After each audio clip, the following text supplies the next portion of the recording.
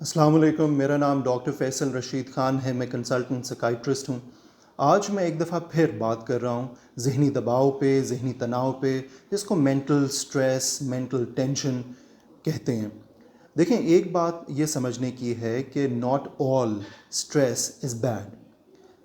हर किस्म का ज़हनी दबाव हमारे लिए बुरा नहीं होता, मनफी नहीं होता, बल्कि स्ट्रेस पॉजिटिव भी होता है, मस्बत भी होता है।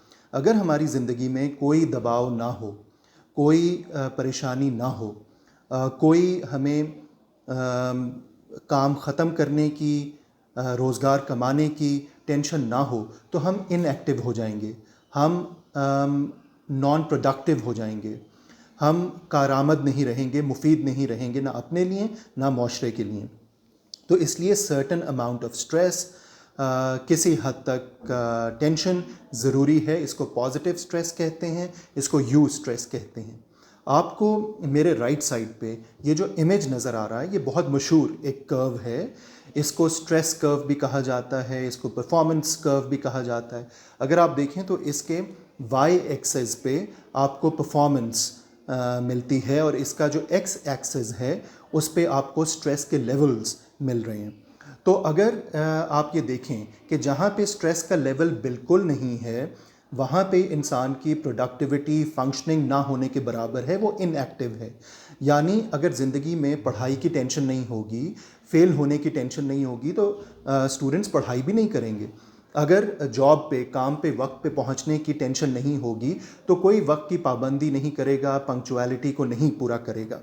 अगर कोई डेडलाइन मीट करने की टेंशन नहीं होगी, तो असाइनमेंट्स, काम, प्रोजेक्ट्स वो वक्त पे ख़त्म नहीं होंगे। जैसे जैसे स्ट्रेस बढ़ता है, जिसको हम पॉजिटिव स्ट्रेस कहते हैं, वैसे ही इंसान की प्रोडक्टिविटी बढ़ती है। और एक वक्त आता है कि जब उसकी फंक्शनिंग, उसकी आउटपुट अपने ऑप्टिमम लेवल पे होती है, जो कि आप इस ग्राफ में बिल्कुल मिडल में देख सकते हैं, जो ग्रीन शेडेड एरिया है।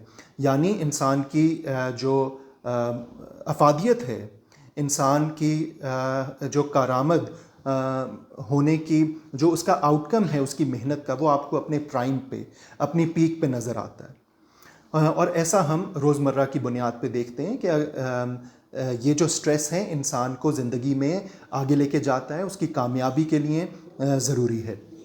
लेकिन अगर यही स्ट्रेस बढ़ता जाए, उसकी ज़िंदगी की परेशानियां बढ़ती जाएं, या फिर जैसे उसकी वर्क प्लेस है, वो एक अनहेल्दी वर्क प्लेस है, वहाँ पे टेंशन बहुत बढ़ गई है, उसका बॉस डिफ़िकल्ट है, घर की परेशानियां हैं, मियाँ बीवी के आपस के लड़ाई झगड़े हैं, बच्चों के कोई मसाइल चल रहे हैं, माली मसाइल हैं, तो ये सब चीज़ें एडअप होती जाएंगी।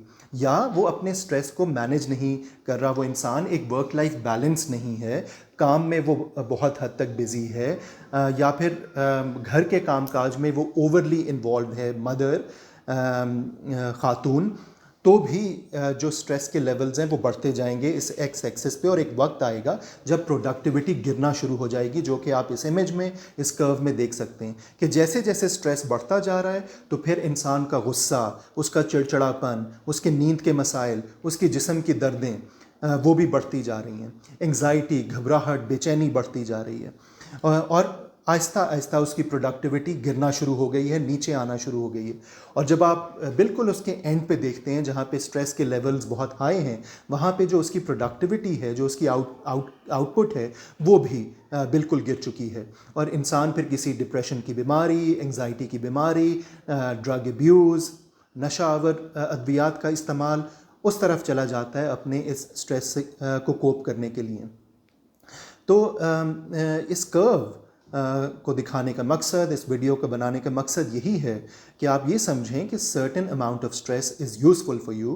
किसी हद तक जो ज़हनी दबाव है वो आपके लिए हेल्दी है, सेहतमंद है, लेकिन इसको रोज़मर्रा की बुनियाद पे मैनेज करते रहें, हद से बढ़ने ना दें, ताकि ये किसी बीमारी, डिस्ट्रेस की शक्ल इख्तियार ना करे।